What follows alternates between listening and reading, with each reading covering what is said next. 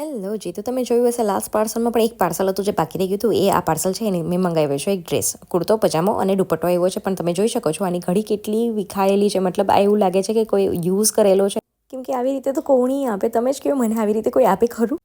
મને એવું લાગે છે કે આ પાર્સલ છે ને કોઈનું હશે, કોઈ રિટર્ન કરી દીધું હશે, ત્યાંથી લોકોએ મને સુધી ડાયરેક્ટ પહોંચાડી દીધું હશે, સંકેલીને નહીં મોકલું હોય. તો ફટાફટથી આપણે જોઈ લઈએ કે આની અંદર કંઈ પ્રોબ્લેમ છે કે નહીં. તો આગળ આખો ડ્રેસ મેં છે ને જોયો ને તો મને ખબર પડી કે અહીંયાથી આવી રીતના દોરા નીકળેલા છે, ક્યાંક ડિઝાઇનમાંથી પણ છે ને થ્રેડ નીકળેલી છે, આવી રીતના ડાઘા ડૂઘી ચુન્નીમાં છે. આની ચુન્ની છે ને બહુ સરસ મજાની છે અને ડ્રેસ પણ આખો બહુ સરસ છે.